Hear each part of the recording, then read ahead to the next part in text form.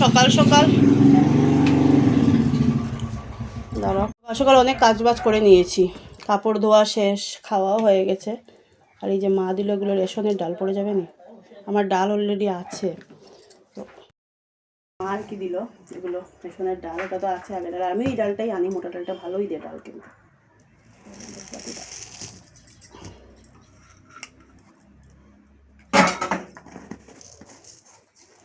মাছ যাবে না, মাছের উপরে আনতে হয়, কিন্তু আমি হাফ কিলো এনে রেখে দিই, বেশি একটা নিয়ে আসি না। সব মানে হাফ চানা, হাফ মুগ, হাফ মুসুর ডাল এনে রেখে দিই। আর যখন রান্না বসাবো, চা খাওয়া কমপ্লিট, কাপড়ও ধুয়ে নিয়েছি। এদিকে এখন বিছানা উঠাবো, ঘর দুয়ার মুছবো। আজকে সকালবেলা ভালো করে মুছিনি, ঘুম থেকে উঠে 7টার সময় উঠলাম। মা এতটা ডাকার পরে মানে কি বলবো, মা 6টা থেকে ডাকছে, তারপরে লাস্টের দিকে আমার ডোরের মধ্যে একদম ঠাস করেছে বলে তারপরে মানে ঘুম কালকে দুপুরবেলা একটু ঘুমিয়ে মানে মামাকে টিউশন দিয়ে এসে একটু চোখ লেগে গেছিলো। তো আসার সময় তো মা নিয়ে আসলো, আমি আর যাইনি, ঘুম থেকে উঠে দেখবে যাওয়া যায় না। তারপরে কি হলো, সন্ধ্যার সময় যেহেতু একটু রাত্রে লেট হয়ে গেছে, তার জন্য অনেকটাই মানে দেরি হয়ে গেছে ঘুমতে। সকাল আমি ঘর দুয়ার মুছতে যা সামনে মুছে দিয়ে দিয়েছি। রান্না করবো শর্টকাট, কালকে মেয়ের যেহেতু জ্বর এসছে, আজকে স্কুলে গেছে, কারণ ঘরে থাকতে ওকে ছানার ডাল বন্ধ হয়ে গেছে, ফেলে দেবো। ঘরে থাকতে মামাম চায় না, তার জন্য সকাল সকাল কাপড়গুলো ধুয়ে দিলে একটা ভালো হয় কি, আমাদের বাড়িতে যেহেতু অতিরিক্ত রৌদ্রু, মানে ধোবে যে তুমি মানে কলের চাতালটার মধ্যে বসে সেটা উপায় নেই। আর কলের চাতাল বলে এখানে মোটর লেগেছে, কল আর নেই, কিন্তু আগে ওখানে আমাদের টিউবওয়েল ছিল, টিউবওয়েলের উপরেই এখন বাবা আর কি মানে মোটরটা বসিয়েছে। তো যাই হোক না কেন, বুঝতেই পারছো রৌদ্র হলে না আমার আরও বেশি মাথা যন্ত্রণা বেড়ে যায়। তার মধ্যে যা ঘামানোটা ঘামাই আমি, এই দেখো পুরো নাইটি ভিজে যাচ্ছে আমার। কেন জানি না আমার এই প্রবলেমটা, আমার একার এই প্রবলেম নাই, প্রবলেমটা আমার মারও আছে আমাদের মানে ফ্যামিলিতে। মানে তো যাই হোক বলে না, মার একটাই, আমার দিদির আবার এই প্রবলেমটা নেই। তো আমার মানে বলে আমার যেই ইয়েতে আর কি ডক্টর আমাদের আর কি ফার্মেসি থেকে জিনিস আনা হয়, ওই ইয়েটা বলে আর কি, আঙ্কেলটা বলে শরীরে বলে মানে সল্টের পরিমাণটা বেশি থাকলে এরকম বলে মানুষের হয়। এটা কোনো খারাপ না, কিছু না, কিন্তু বেশিও একটা ভালো না। তো যাই হোক, আমার তো এমনিতে থাইরয়েড নেই, থাইরয়েড যাদের আছে তাদেরও একটু বেশি হয়। তো আমার তো অবশ্যই এই প্রবলেমটা নেই, থাইরয়েড নেই। আর এই যে ডিম তরকারি করবো, মেয়ের তো জ্বর এসছে, এখন মেয়ের মন পছন্দ কিছু একটা না বানালে তো এসে আর খেতে চাইবে না। এখন যেহেতু বড় হচ্ছে, ছোটো থাকলে তো যাই হোক না কেন করতে হবে। আমার মেয়ে বায়নাটা অনেকটা কমই করে, সেটা আমি বলবো না, কিন্তু আমার মামামের কি যাই রান্না মানে ওর মন পছন্দ রান্না করলেও হবে না, ওটাও ভালো করে জুজ্জেদ করে রান্না করতে হবে। ওই এরকম একবার রান্না করে দিলে হয় না, থাকে না বাচ্চারা যেমন আছে না, করে নিলে খেয়ে নেবে। মানে বাচ্চারা আজকাল খায়ও না, এটা আমার ভুল ধারণা। আজকাল আমাদের থেকেও বাচ্চাদের ইয়েটা বেশি, বলে না মানে ইয়েটা বেশি, টেস্টটা ওরা ভালো ইয়ে করে। তো দেখো বেলা বাজে 12টা, এখনও বিছানাটা উঠাতে পারিনি। মশারিটা উঠিয়ে নিয়েছি, কিন্তু বিছানাটা আর উঠানো যায় না।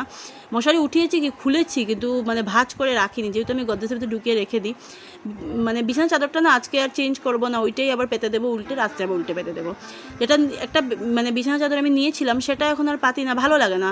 ভাবি যে দূর কোনো সময় পাতবো, বেকার নষ্ট করতে। ওই যে আমাদের এদের আর কি একটা মহিলাদের একটা প্রবলেম, জিনিস নষ্ট করতে কেন জানি মায়া লাগে। তো একটু ঝেড়ে ঝুড়ে আবার পেতে নিচ্ছি। কতবার যে ব্যাগটা আমি ঝাড়ি সেটার আমার কোনো ইয়ে নেই, ধারণা নেই। তো এগুলো কাজ শেষ করে চললাম স্কুলে। তো এই যে বেরিয়েছি, যেহেতু ব্যাংকে যেতে হবে, কারণ ওই দিন গিয়েছিলাম যে শনিবারে ব্যাংক বন্ধ ছিল, আমিও দেখিনি, সেকেন্ড স্যাটারডে তো খেয়াল করিনি, বেরিয়ে পড়েছি। আর মামাম বলছিল, মামা আজকে ব্যাংক থাকবে নাকি, ক্লোজ থাকবে নাকি সেকেন্ড স্যাটারডে, তো কী জানি বলে চলে গেছি, কিন্তু থাকেই তো সেকেন্ড স্যাটারডে। যাবো, তারপরে মামামকে নিয়ে আসবো। আর একদম শর্ট টাইমে বেরিয়েছি, দেরি হয়ে গেছে, রান্না করতে করতে এতটা লেট হয়ে কাজকর্ম সেরে না, আর সারা যায় না সত্যি। স্কুল থেকে এসেই লাগতে পারি, একটু না বসলে শরীর খুব খারাপ লাগে, খুবই খারাপ লাগে। আমি বেকার এসেছি, এখন আমাকে কত সময় দাঁড়াতে হবে, 8 ঘন্টার মতো দাঁড়াতে হবে।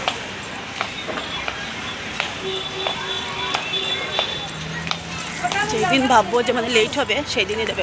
আরেকদিন এসেছিলাম, খুব লম্বা লাইন ছিল, তো ভাবলাম যে, আর আমার বর যদি লেট হয় নামতে পারবো না, এরকম একটা রাস্তায় চলে এসেছি, তো পারবো নি, তো নালা বানাচ্ছে বলে না অনেক কষ্ট যাওয়া। গ্লুকন্ডি নিলাম, শেষ হয়ে গেছে, যেহেতু স্কুলের ওয়াটার বোতলে দিতে হয়, কিন্তু আমার একটা ঘরে লাগে না, স্কুলের জন্য বেশিরভাগ। গ্লুকন্ডি নিলাম, শেষ হয়ে গেছে, যেহেতু স্কুলের ওয়াটার বোতলে দিতে হয়, কিন্তু আমার একটা ঘরে লাগে না, স্কুলের জন্য বেশিরভাগ। বাইরে দেখা দিছে দৌড়, আর ছাতা বলে আমার ছাতা দো, বললাম আমার বাবা এরকম করে বেরিয়ে যায় ছাতা না নিয়ে, কোন দিন যে মাথা ঘুরিয়ে পড়বে, তার মধ্যে প্রেশারে কথাই শুনে না। আর আমাকে বলে আমি ছাতা নিয়ে চলে যাবো, বললাম না না আমি রোদে যাবো, তুই ছাতা নিয়ে যা, এমনিতে সর্দি কাশি, তার মধ্যে জ্বরও ছিল, নিয়ে যা। আর বললাম তো জ্বর ছিল, শরীরে একটু প্রবলেম করছে না, বলে না তো কোথায় প্রবলেম করছে, আর ভালো আমার জ্বর স্কুল যাওয়াতে কমে গেছে, যাচ্ছে বিশ্বাস না, দাদা দাদু ওদের সাথে হাঁটার ইয়ে আলাদা যাচ্ছে।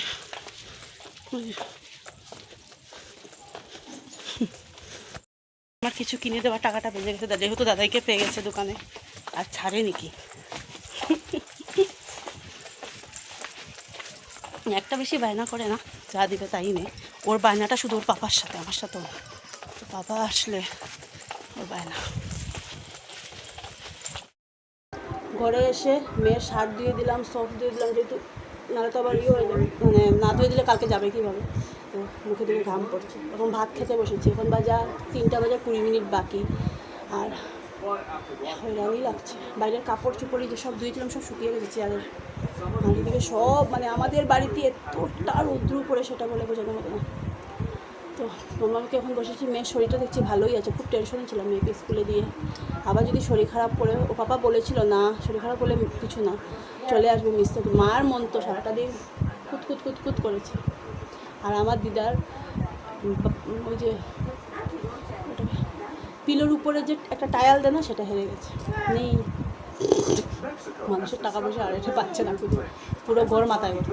হ্যাঁ রাখ, আর আছে দেখা, আজকে মামামে একটা ওর প্যাকেট কিনেছিল, যে কিসের প্যাকেট জানি না, এটার নামটা কি, আমি এটার সাথে একটা বান পেয়েছি, এটাকে বড় করছিস কেন, ভালো আছে বানটা, তোর লাগাবি,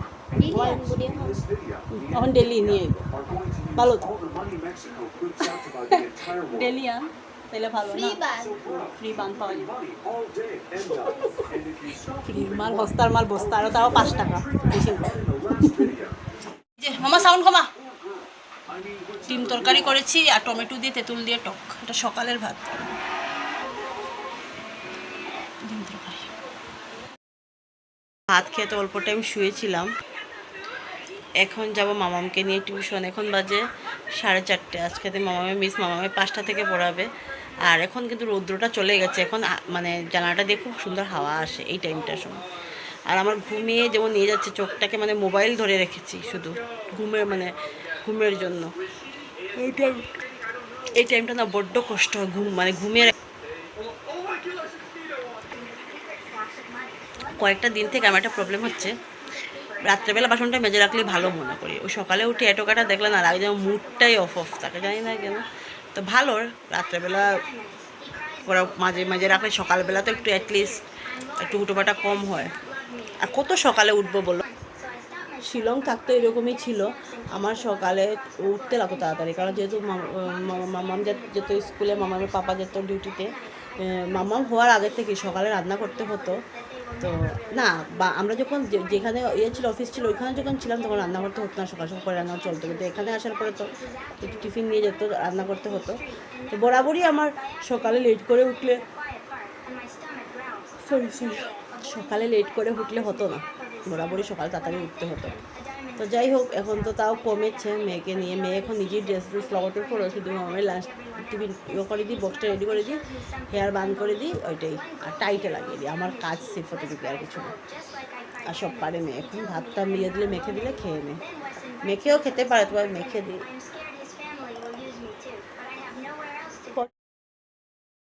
এখন বাজে 9:10 বাকি, মাছ নিয়ে এসেছি ওই 5:30টার দিকে, মামামের আজকে টিউশন থেকে আসতে অনেকটাই লেট হয়েছে, তো মামামকে আজকে আর পড়াইনি, মামাম এখন ড্রয়িং করবে, আর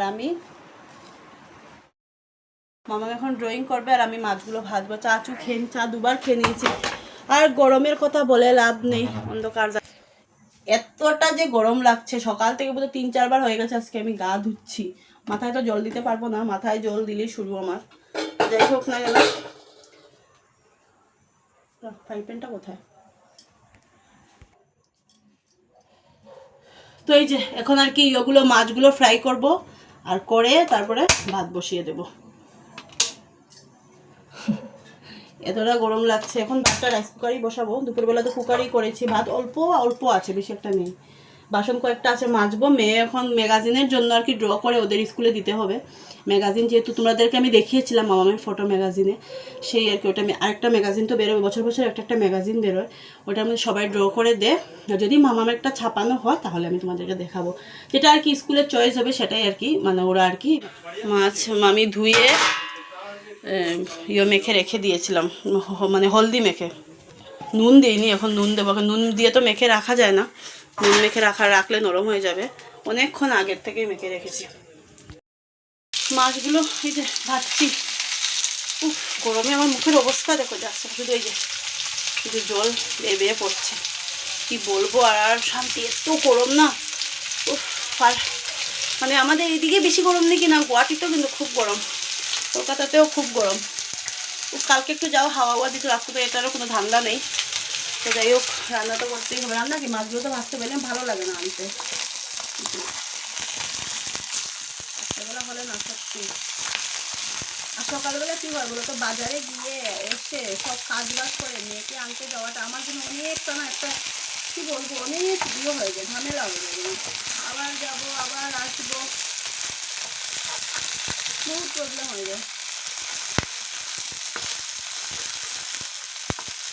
জানি মাছ শুরু হয়ে যায়, আমি আর তর্জনগর জানলে ভালো, কিন্তু তর্জনগর যে আমি আনবো সেটা তো আমি পারা যায় না। সকাল সকাল বাজারে যাবো, বাজার থেকে আস্তে আস্তে বাজে যায় 10:30 দিক, এত তাড়া থেকে বাজার করা যায় না।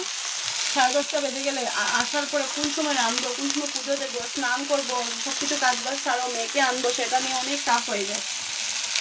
একটা কথা কি জানো তো, যার উপরে যায় না সে বুঝে। অনেকেই বলবে দূর, কেন কেন বা কী প্রবলেম, বর তো পাশে, বর নেই যেহেতু রান্না বাড়া এত চাপ নেই, কিন্তু বর না থাকলে রান্না তো করতে হবে, মেয়েকে যেহেতু খাওয়াতে হবে, মেয়ে খাবে, সেটা থেকে তো আমি আমার মার ইয়ে তো অনেক বাঁচি। মা কী বলে এটাকে, আসলে চা দিয়ে দে বা আসলে জল এক গ্লাস দিয়ে দে বা কিছু, মানে অন্য জায়গায় থাকলে তো আমি সেটাও পেতাম না। যাই হোক, আর কথা বলতে পারছি না, এতটা গরম। হাতে উতের অবস্থা দেখো, জল দেখো, এই দেখো, এগুলো সব ঘাম আমার শরীরে, কী অবস্থা। আমি আর আমার মা, আমার দিদি এতটা ঘামে না, আমি আর আমার মা একসাথে, আমার মারও একই অবস্থা, আমার মতো অবস্থা, কী অবস্থা, কী বলবো। তো আমার মার তো নাইটি পুরো ভিজে ভিজে যাচ্ছে, কতটা যে চেঞ্জ করছে, কতটা যে লাগাচ্ছে সেটা বলে বোঝানোর মতো না।